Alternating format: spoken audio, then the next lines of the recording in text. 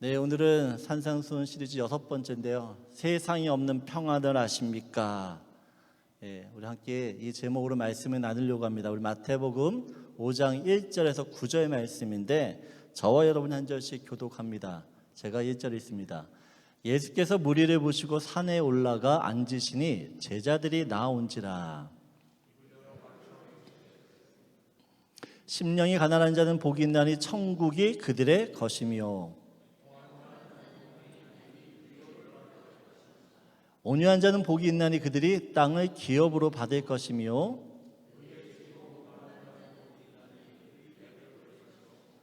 긍휼히 여기는 자는 복이 있나니 그들이 긍휼히 여김을 받을 것이며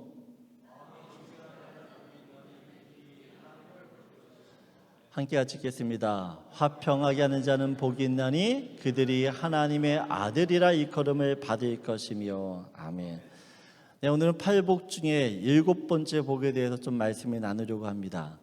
예수님 당시에 화평, 이 화평이라는 단어는 평화, 평강, 또한 평안이라는 단어들과 같이 사용을 했습니다. 그 당시 문서들, 예를 들어 시, 소설, 철학, 침령, 법에서 사용했던 평안이라는 이 단어는 팍스라는 헬라어를 사용했어요. 여러분들이 팍스 로마나라고 하는 이야기를 많이 들어봤을 겁니다. 팍스 로마나. 이 팍스 로마나라는 것은 로마의 평화 시대라는 뜻이에요. 로마의 평화 시대. 1세기 사람들은 이 평안, 평강, 평화, 화평을 말할 때 팍스라는 단어를 사용했습니다. 그런데 성경에서는 평안, 평강, 평화, 화평을 말할 때 이 팍스라는 단어를 사용하지 않습니다. 그리고 에이레네라는 단어를 사용합니다. 에이레네, 헬라어인데요. 근데 이 에이레네 우리가 처음 듣는 말 같지만 히브리어 말로는 샬롬입니다. 샬롬. 그러니까 성경에서 평안을 이야기할 때 에이레네를 쓰는데 이 에이레네는요 또 일반적인 사회에서는 절대 쓰지 않는 단어였어요. 일반 사회에서 쓰지 않는다는 것입니다. 오직 성경에서만 평안이라는 이 에레네를 사용해요. 예수님 당시에 로마 시대죠. 이 로마 시대에 평화라는 뜻을 가진 단어는 두 개였어요. 팍스와 에이레네. 그런데 이 두 단어는 전혀 다른 뜻을 가지고 있다는 것입니다. 먼저 팍스라는 이 평안을 이야기할 때는 4가지 조건이 충족되어야지만 팍스를 사용해요. 첫 번째는 어떤 조건이냐? 전쟁이 없어야 됩니다. 두 번째는 경제적으로 안정이 돼요. 세 번째는 정치가 안정적이어야 됩니다. 또한 이 로마는 많은 민족과 나라들이 이렇게 통일되어 있기 때문에 민족과 나라 사이에 갈등과 분쟁이 없어야 됩니다. 그럴 때 어떻게 해요? 팍스, 평안이라는 이야기를 쓸 수 있다는 것이에요. 예를 들어 지금 전쟁이 없습니다. 근데 경제적으로도 안정이 돼요. 근데 민족과 나라 사이에 갈등과 분쟁이 없어요. 근데 정치적으로 안정적이지 않다, 불안하다, 그럼 팍스를 사용하지 않아요. 지금 경제적으로 안정적입니다. 정치도 안정적이고 민족과 나라 사이에 갈등과 분쟁이 없어요. 그런데 지금 다른 나라와 전쟁을 하고 있다? 그러면 팍스가 아니에요. 그러면 예수님 당시 이 4가지 조건이 충족되어야지만 평화라는 말을 사용했어요. 그래서 어떻게 보면 이 사람들이 추구하는 이 평안, 팍스는요, 사람 손에 주어지는 평강이라고 합니다. 사람 손에. 여러분, 사람 손에 주어진 평강이기 때문에 나보다 강한 사람이 나타나서 어떻게 해요? 이 평안을 뺏을 수가 있어요. 빼앗아갈 수 있다는 것입니다. 여러분, 세상에서 말하는 이 팍스는요, 상황과 환경에 따라서 없어지는 불안정한 평안이에요. 일시적인 평안입니다. 세상은 평화라고 이야기하지만 로마라는 그 나라도 결국에는 망하게 되잖아요. 영원할 것 같이 보였던 그 나라도 어떻게 해요? 로마의 평화 시대도 저문다라는 것이 없어진다라는 것입니다. 요즘 아프가니스탄이 다시 탈레반 수준으로 넘어갔습니다. 미군이 주둔하고 있었을 때에는 그래도 평화로웠어요. 근데 미군이 철수하자 어떻게 해요? 힘 있는 탈레반이 이 아프가니스탄 정권을 탈취했어요. 세상의 평화, 평안, 화평은 언제든지 끼어질 수 있는 것이에요.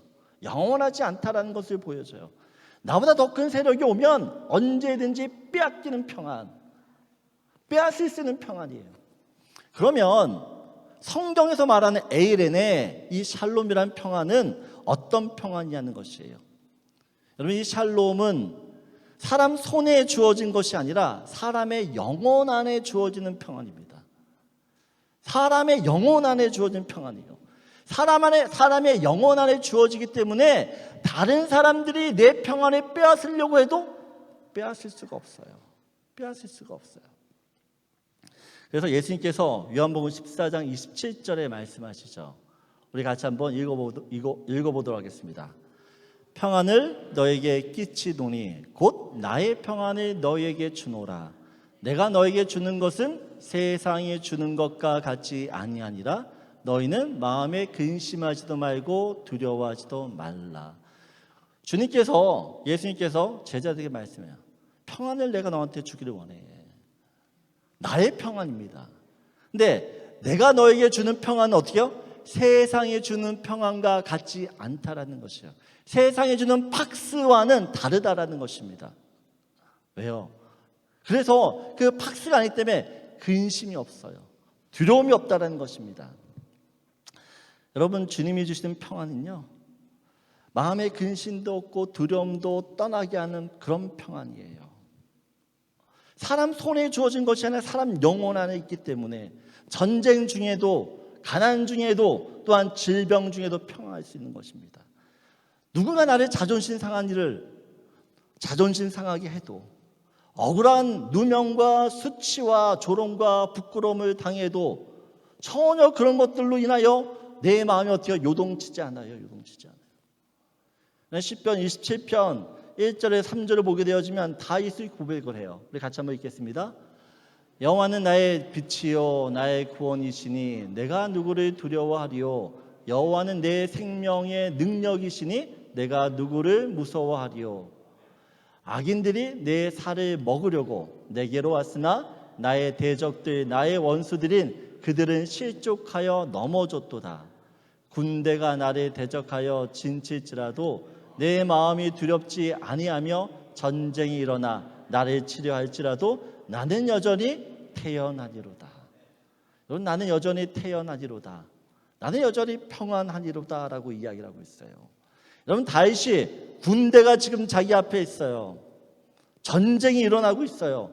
그럼에도 불구하고 여전히 그것 가운데 동요치 않고 태어난 이유, 평안한 이유가 무엇이에요?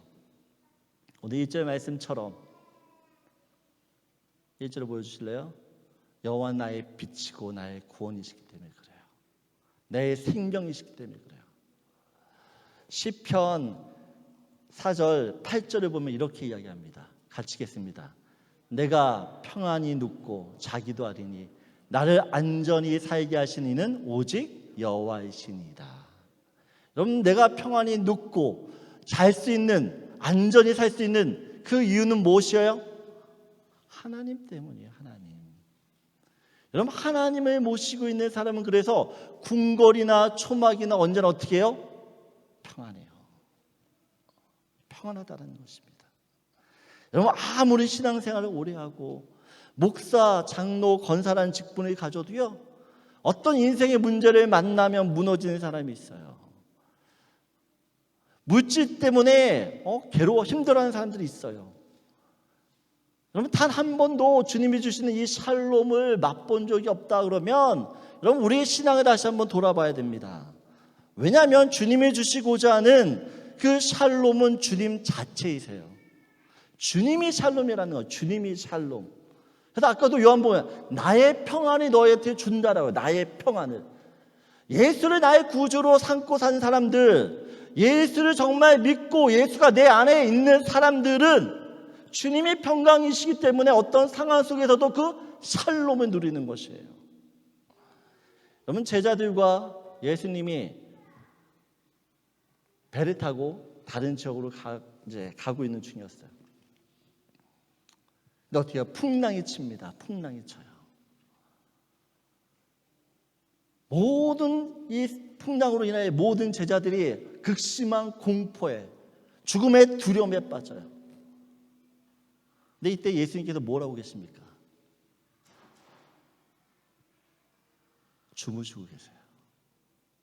아주 평안하게 주무시고 계세요. 왜요? 주님이 평안이시니까. 주님이 샬롬이시니까.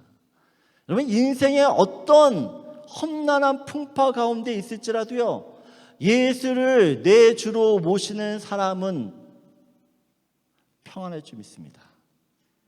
아멘이세요? 내가 힘들어 죽을 것 같아도 주님을 바라보게 되어지면 그 힘든 가운데 주님이 주신 평강이 나를 사로잡아요.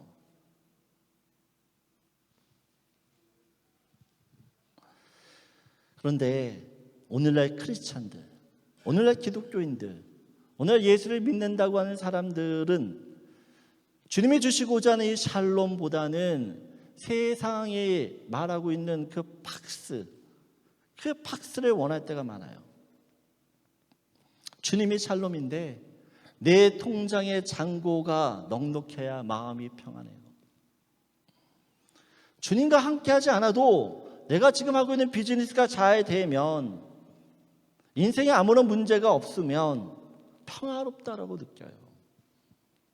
사람과의 관계 속에 갈등도 긴장도 없고, 또한 건강에 이상이 없으면 그것을 평안이라고 생각해요. 근데 진짜 평안은요, 통장에 잔고가 줄어들어도, 지금 비즈니스가 불황을 겪어도, 건강에 문제가 생겨 수술을 받아야 되는 그때에도 여전히 평안한 것이에요. 여러분은 이런 평안을 가지고 계시냐는 것이에요. 예수를 믿는 사람이라면 모든 사람에게는 이 평안이 있어야 돼요. 세상 사람들은 자기에게는 평안, 이 평화가 깨어질까 봐 노심초사하고 있어요. 불안하다는 거죠. 돈이 있어도 불안하고, 건강해도 불안하고, 내 자녀가 잘 돼도 불안해요. 언제 어떻게 될지 모르니까. 그 평화를 빼앗길까 봐 늘 노심초사하고 있어요. 여러분, 그럼 그들에게 예수를 믿는 사람들이 해야 되는 일이 무엇이에요? 어떤 환경과 상황 속에서도 요동치 않는 그 평안을 어떻게 해요? 보여줘야 되고, 또한 그 평안들을 전해야 된다는 것이에요. 그럼 내가 그런 평안을 사람들에게 알려주려고 하면 내가 먼저 그 평안을 누려야 된다는 거예요. 내가 그 평안을 누리지 않으면 어떻게 그 사람에게 평안을 말할 수가 없어요. 오히려 세상이 말하는 그 평안, 그 팍스를 쫓아가죠. 오히려 반대로. 저는 주님이 주신 이 샬롬을 가지고 세상 사람들에게, 불안해하고 있는, 두려워하고 있는, 또한 떨고 있는 그들에게 샬롬을 전해주는 저와 여러분들에게 소원합니다. 그래서 첫 번째 여러분에게 나누고 싶은 말씀이에요. 같이 읽겠습니다. 샬롬이신 주님만이 모든 상황 속에서 나를 평안케 합니다. 샬롬이신 주님이 내 안에 계시면 어떤 상황 속에서도 평안할 수 있는 것이에요. 평안. 아이가 엄마 품에 있을 때 평안하듯이 그 품 안에 있는 것이 주님이 주시고자 하는 샬롬인 것이에요. 우리 두 번째로 나누시면 9절 말씀 다시 한번 읽겠습니다. 같이 읽겠습니다. 화평하게 하는 자는 복이 있나니 그들이 하나님의 아들이라 일컬음을 받을 것이며. 하나님의 아들이신 예수님께서 이 땅에 오신 목적이 있어요. 목적. 그러니까 화평 때문입니다. 화평. 에베소서 2장 14절 15절 말씀 함께 같이 읽겠습니다. 그는 우리의 화평이신지라 둘로 하나를 만드사 원수된 것 곧 중간에 막힌 담을 자기 육체로 하시고 법조문으로 된 계명의 율법을 폐하셨으니 이는 이 둘로 자기 안에서 한 세 사람을 지어 화평하게 하시고라고 이야기해요. 여러분, 예수님께서 이 땅에 오신 목적이 있어요. 화평케 하기 위해서. 죄인인 인간과 거룩하신 하나님 사이를 화평하기 위해서 오셨어요. 그런데 어떻게 화평케 하시냐 보면 14절을 보면 자기 육체로 했다라고. 자기 육체로. 자기의 육체로 어떻게 해요? 허시고라고 이야기합니다. 13절을 보게 되어지면 이렇게 이야기를 하죠. 이제는 전에 멀리 있던 너희가 그리스도 예수 안에서 그리스도의 피로 가까워졌느니라. 예수님의 몸, 예수님의 피, 그 십자가를 통해서 어떻게 해요? 화평이 일어났어요. 여러분, 그래서 화평케 하는 일은 항상 희생이 따릅니다. 거저 주어지지 않아요. 그냥 일어나지 않는다라는 것입니다. 이삭이 가나안 땅에 살고 있었습니다. 근데 그 땅에 흉년이 들어 블레셋 사람이 살고 있는 땅으로 이주합니다. 이주를 해요. 이때 이삭이 흉년을 피해 애굽으로 내려가려고 생각했는데 하나님께서 애굽으로 내려가지 말라고 이야기해요. 내가 이곳에서 너를 잘 살도록 도와주겠다고 이야기를 해요. 그래서 창세기 26장을 보게 되어지면 12절 같이 읽겠습니다. 이삭이 그 땅에서 농사하여 그의 100배나 얻었고 여호와께서 복을 주심으로.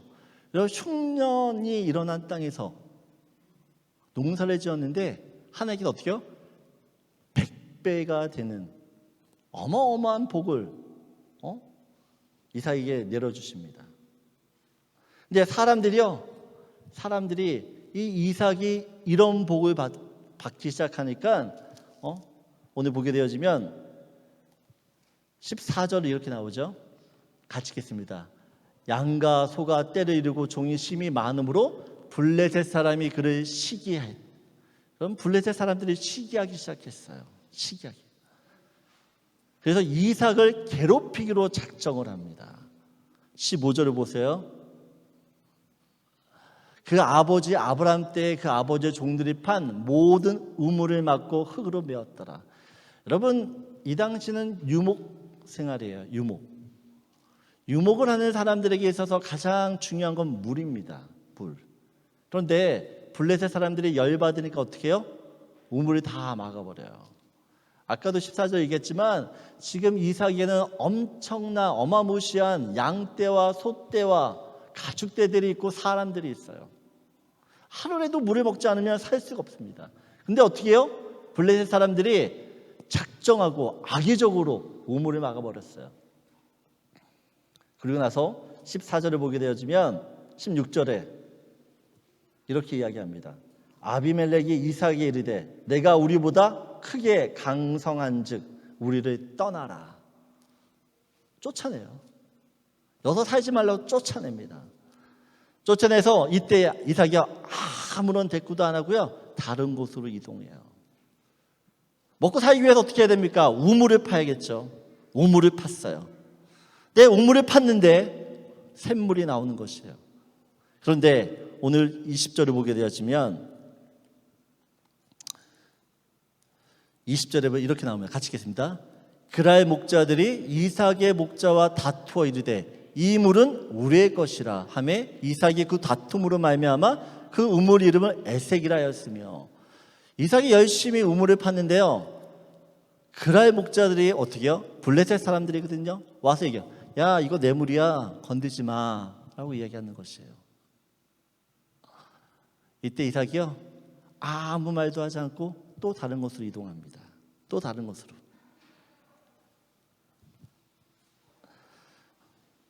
근데 22절을 보게 되어지면 21절 이렇게 얘기해요. 또 다른 우물을 봤더니 그들이 또 다툼으로 그 이름을 신나라. 또 다른 곳에 우물을 팠어요. 근데 어떻게 해요? 사람들이 또 와서 얘기해요. 야, 그 우물 내 거야, 건들지 마. 이삭이 열받을 만하죠. 힘들게 우물을 팠어요. 여러분 지금 아프리카나 우리나라도 마찬가지예요. 옛날에 우물을 파면 우물을 파서 물이 나올 확률이 얼마나 될까요? 그러면 10%가 안 돼요. 10%가. 힘들게 판 우물을 어떻게 해요? 사람들이 찾아와서 내 거야 건드지 마 싸우고 있다. 트집을 잡는 거야. 트집을.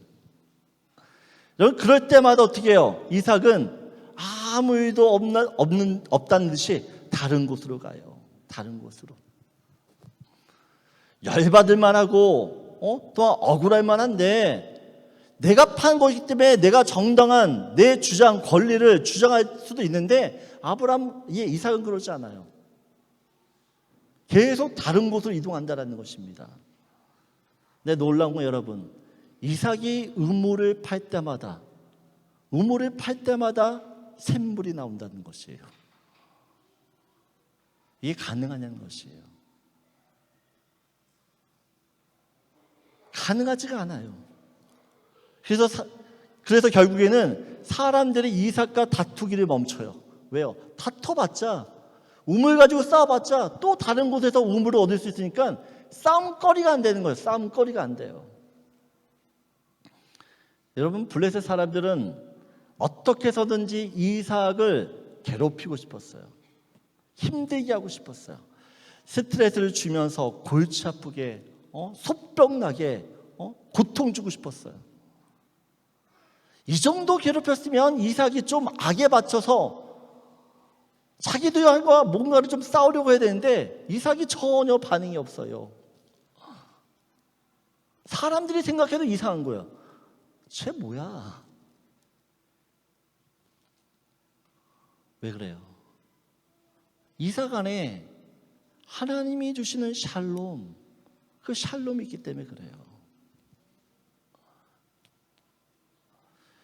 결국에는 이 이삭이 가지고 있는 샬롬으로 인하여 어떻게 해요? 다툼이 멈춰요. 평화가 찾아와요. 오늘 26절을 보게 되면 오히려 아비멜렉 왕이 그 친구 아우삭과 군대 장관 비굴과 더불어 그랄에서부터 이삭에게 찾아옵니다. 이삭에게 찾아와서 어떻게 하냐? 언약을 맺자고 해요. 28절을 보게 되어지면 같이 읽겠습니다.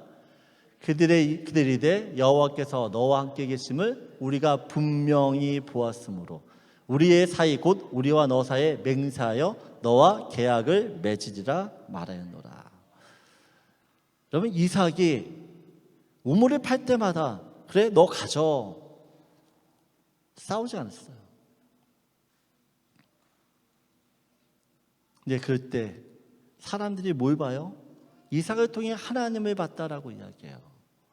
이삭 안에 있는 샬롬, 그 샬롬의 주체이신 하나님을 봤다라는 것이에요. 그 하나님을 봤기 때문에 어떻게 해요? 더 이상 너랑 싸우기를 원치 않아요. 싸우기를 원치 않아요. 여러분 내 영혼 안에 부어지는 샬롬은요, 다른 사람이 정말 빼앗고 싶고 어떻게 해보려고 하는데 여러분 빼앗기지가 않아요. 오히려 내 안에 있는 샬롬 때문에 화평이 일어나요. 화평이. 우리는 생각할 수 있어요. 이런 샬롬을 얻기까지는 이삭이 받아야 될 고통이 있었어요. 어려움이 있었어요. 근데 우리는 생각하죠. 굳이 이렇게까지 하면서 화평을 이뤄야 되는가 우리가. 이렇게 힘들게 다른 사람들로부터 고통을 당하면서 이런 화평을 이루어야 되는가? 고린도후서 5장 17절을 보게 되어지면 그런즉 누구든지 그리스도 안에 있으면 새로운 피조물이라고 이야기했어요. 예수 안에 있으면 새로운 피조물인데 하나님께서 우리를 새로운 피조물로 삼으신 이유가 있다는 것이 이유. 그 이유가 18절 19절인데 한번 같이 읽겠습니다. 같이 읽겠습니다. 모든 것이 하나님께서 났으며 그가 그리스도로 말미암아 우리를 자기와 화목하게 하시고 또 우리에게 화목하게 하는 직분을 주셨으니 곧 하나님께서 그리스도 안에 계시사 세상을 자기와 화목하게 하시며 그들의 죄를 그들에게 돌리지 아니하시고 화목하게 하는 말씀을 우리에게 부탁하셨느니라. 여러분, 하나님께서 우리를 새로운 피조물로 삼아주셨는데 왜 삼아주셨냐는 것이죠. 왜? 화목케 하는 직분을, 화평케 하는 직분 때문이라는 것입니다. 이 직분을 우리한테 주시면서 주님이 말씀하시는 것이죠. 야야, 너희들이 이 세상에서 해야 할 일이 있어. 해야 할 일이 있다라는 것이에요. 그게 무엇입니까? 바로 나처럼 화평케 하는 그 일을 너희가 담당하기 원한다는 것입니다. 근데 여러분, 이 화평케 하는 일은 아까도 말씀드렸지만 예수님께서 우리를 하나님과 어떻게 화평케 하셨어요? 자기의 몸을 내어주시고 자기의 피를 흘리셨어요. 똑같이 우리에게 말씀하시는 거예요. 나도 너에게 이런 화평, 너도 이런 화평케 하는 일을 하길 원하는데 그러기 위해서는 너도 나처럼 너의 몸을 내어놔야 되고 너의 피를 흘려야 된다는 것이에요. 너도 그럴 수 있냐는 것이에요. 너도 그럴 수 있냐는 것이에요. 여러분, 화평케 하는 일은 믿는 자라면, 예수를 믿는 자라면 누구나 해야 되는 일이에요. 근데 그 일은 예수님처럼 희생하지 않으면, 희생이 없으면 이루어질 수 없는 일이에요. 여러분, 오늘 누가 이 주님의 부르심에, 여러분 주님의 이 부르심에 어떤 대답을 하시겠어요?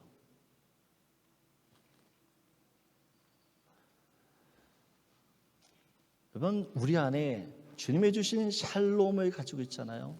그러면 우리는 그 주님의 부르심에 달려갈 수 있어요. 왜냐하면 나의 몸을 내어놓고 내 피를 내어놓는 그런 상황이 될지라도 그 안에서 주시는 평강을 내가 누리기 때문에, 주님이 주신 평강 때문에 내가 피를 흘리는 상황, 내가 몸을 불사르는 내어주는 그런 상황 속에서도 흔들리지 않는 것, 주님이 주신 평화 때문에 그것이 가능하다는 것이에요. 저는 여기 계신 모든 분들이 정말 주님께서 부탁하신 이 화평케 하는 일, 이 직분들을 행하며 살 수 있는 은혜가 있길 원합니다. 저는 그래서 성경이 얘기죠. 사도 바울은 내가 죽으라고, 내가 죽노라고. 내가 죽을 때 평화가 일어나요. 우리 가정에 평화가 일어나요.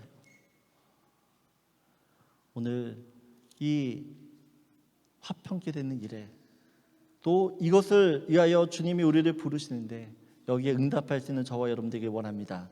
그래서 두 번째 같이 나누고 싶은 말씀이에요. 같이 읽겠습니다. 나의 몸과 피를 통해 주님의 샬롬을 이루십시오. 여러분, 예수님이 피를 흘리셨고 몸이 찢기셨어요. 그로 인하여 화평이 이루어졌어요. 오늘 내가 이 세상에서 내 몸이 찢기는, 내 피가 흘리든 그런 경험이 없다 할지라도, 그와 같은 고통이 있을지라도 그 일을 행할 때 그곳에 주님의 샬롬이 임하게 될 줄 믿습니다. 마지막으로, 그러면 크리스찬들이 세상에서 구체적으로 화평을 이룰 수 있는 방법이 뭐냐는 방법이 5장 20절, 고린도후서 5장 20절 한번 같이 읽어보도록 하겠습니다. 읽겠습니다. 그러므로 우리가 그리스도를 대신하여 사신이 되어 하나님 우리를 통하여 너희를 건명하시는 것 같이 그리스도를 대신하여 간청하노니 너희는 하나님과 화목하라. 이런 주님이 주신 평안, 화평, 샬롬은요, 죄가 없어야 돼요. 오늘 사도 바울이 고린도 교회에 편지를 씁니다. 그러면서 어떻게요? 너희는 하나님과 화목하라라고 해요. 화목하라. 화목하라고 하는 이유가 무엇입니까? 지금 그들 안에 하나님과 화평케, 화목하게 못하는 무엇인가가 있다라는 것이에요. 그게 뭐예요? 죄죠. 그 죄를 빨리 해결하라는 것입니다. 죄를. 여러분, 예수를 믿는 사람, 우리들이 세상을 화평케 하기 위해서는 가장 먼저는 어떻게 해요? 죄 짓지 말아야 돼요. 거룩하게 살아야 돼요. 죄를 지었어도 어떻게 해요? 빨리 그 죄를 회개하고 돌이켜야 돼요. 여러분, 죄를 지으면 평안한가요? 불안해요. 죄가 우리 안에 있으면 불안해요. 두려워요. 걱정이 돼요. 죄는 주님의 샬롬을 빼앗아가요. 더 정확히 말하면 내가 짓는 그 죄 때문에 내가 어떻게 그 주님의 샬롬을 뻥 하고 쳐버리는 것이에요. 죄를 지으면 주님의 샬롬은 내 스스로가 차버리는 것이에요. 누릴 수가 없어요. 그래서 어떻게 해요? 샬롬을 빼앗기지 않는데 내가 차버려요. 그래서 샬롬을 우리가 못 누리는 것입니다. 여러분, 우리 안에 죄를 용납해서는 안 돼요. 죄를 남겨둬서는 절대 안 돼요. 죄를 지었으면 빨리 어떻게 그 자리에서 돌이켜 주님께 나아가야 돼요. 죄된 모습으로는 어떻게 해요? 하나님에게 우리에게 맡기신 이 샬롬이라는 직분을 감당할 수가 없어요. 특별히 죄가 없는 우리들이 이 세상을 화평케 하는 이유는 착한 행실입니다. 선을 행함으로 이 악한 세상을 화평케 해요. 베드로 사도가 초대 교인들에게 편지를 씁니다. 베드로전서 2장 20절 21절을 보게 되어서 이렇게 죄가 있어 매를 맞고 참으면 무슨 칭찬이 있으려. 그러나 선을 행함으로 고난을 받고 참으면 이는 하나님 앞에 아름다운 일이라고 이야기해요. 그리고 21절 보면 이것을 위해 너희가 부르심을 받았다라고 이야기해요. 이것을 위하여. 또한 베드로 3장 8절 9절을 보게 되어지면 마지막으로 말하더니 너희가 다 마음을 갖춰 동정하며 형제를 사랑하며 불쌍히 여기며 겸손하며 9절 같이 읽겠습니다. 악을 악으로 욕을 욕으로 갚지 말고 도리어 복을 빌라. 이를 위하여 너희가 부르심을 받았으니 이는 복을 이어받게 하려 하심이라 라고 이야기해요. 악을 악으로 갚지 말고 욕을 욕으로 갚지 말라고 이야기해요. 이 말 어떻게 해요? 선으로 악을 이기란 이야기죠. 또한 13절을 보게 되어지면 또 너희가 열심으로 선을 행하면 열심으로 선을 행하라고 이야기합니다. 그리고 16절 같이 읽겠습니다. 선한 양심을 가지라. 이는 그리스도 안에 있는 너희의 선행을 욕하는 자들로 그 비방하는 일에 그 부끄러움을 당하게 하려 하십니다. 여러분, 우리의 선한 행실로 인하여 어떻게 해요? 나를 욕하고 나를 비방하는 사람들이 부끄러움을 당한다라고 이야기를 합니다. 여러분, 베드로가 계속해서 강조하는 게 무엇이에요? 선한 행실이에요. 선한 행실. 그런데 여러분 아세요? 베드로가 이 편지를 쓸 때 초대교회가 어떤 상황인지를, 베드로가 이 편지를 쓸 때에는 예수를 그리스도로 믿는 모든 사람들이 핍박을 받을 때예요. 네로 황제로부터 엄청난 핍박을 받을 때예요. 여러분, 로마의 대화재, 로마가 화재로 완전히 타버리는 사건이 있었어요. 로마 이 시내가 14구역으로 나눠졌는데 이 대화재가 열흘 동안 일어났는데 14구역 중에서 10구역이 다 타버려요. 완전히 불바다가 돼요. 근데 이때 많은 사람들이 얘기해요. 이 불을 누가 냈냐? 많은 사람들이 네로가 불을 냈다라고 이야기해요. 왜냐하면 네로가 황제에 있으면서 뭘 하고 싶었냐?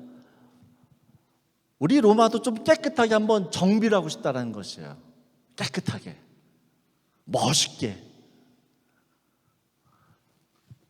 근데 결국에는 그 이야기를 했는데 사람들이 이야기 그때를 생각하고 네로한테 가서 네로를 죽이려고 했어요. 이 모든 화재가 당신 때문에 일어났다라고 생각했기 때문에. 근데 그때 네로 황제가 이야기를 하는 거죠. 내가 아니다. 그리스도입니다. 그 한마디로 인하여 로마 사람들의 그 모든 분노, 자기의 전 재산들이 다 타버리고 자기의 가족들이 다 죽었던 그 분노들을 모든 예수 믿는 크리스찬들에게 다 쏟아붓어요. 다 쏟아. 어마어마한 핍박을 당해요. 어마어마한 핍박을. 여러분들이 나중에 다른 문헌들 찾아보시면 이때 핍박으로 인하여 얼마나 많은 사람들이 무자비하게 죽는지 몰라요. 콜로세움에서 사람들이 사제의 밥이 되는 것은 기본이고, 또한 사람들을 어떻게 해요? 횃불처럼 사용해버려요. 로마의 성문 입구 앞에 사람을 놓고 태워버려 횃불처럼. 여러분, 그 당시 유대인들은 하나님을 믿어요. 하나님. 사람들이 물어봐요. 하나님 믿어? 나 하나님 믿어요. 너 하나님 믿어? 네, 하나님 믿어요. 너 하나님 믿어? 네, 하나님 믿어요. 그러면 안 죽어요. 근데 그날 너 하나님 믿어? 아니요, 예수 믿는데요. 이러면 죽어요. 말 한마디만 하면 돼요. 나 예수 안 믿어요. 말 한마디만 하면 살아요. 말 한마디만. 근데 그 한마디를 안 해요. 여러분, 그리스도인들이 지금 로마 사람들로부터 험한 고문과 핍박과 쫓김과 죽임을 당하고 있어요. 그때 베드로가 어떻게 해요? 그들에게 동정을 베풀어. 그들을 도리어 불쌍히 여겨. 그들에게 악으로 갚지 마. 선을 행해. 이게 말이 되냐는 것이에요. 이게 말이 되는 것이에요. 그것도 열심으로. 좀 이렇게 말이 안 되는 일을 우리 예수님이 하셨어요. 말도 안 되는 그 일을 예수님이 하셨다는 것이에요. 선으로 악을 이기셨어요. 그러면 세상의 화평은 평화, 힘으로, 돈으로, 또한 뛰어난 언변과 연줄로 이루어질 수 있어요. 하지만 기독교는 가장 어리석은 방법, 바보 같은 선한 행실, 억울하게 십자가 지는 그 일을 통해서만 화평이 이루어져요. 사람들은 이야기해요. 야, 그래가지고 정말 이루어져? 그렇게 한다 정말 세상이 변해? 여러분, 절대 변하지 않을 것 같던 그 일들, 그 화평이 언제 일어납니까? AD 313년 콘스탄디 대제에 의하여 로마가 기독교와 공인이 돼요. 그것도 국교로 공인이 돼요.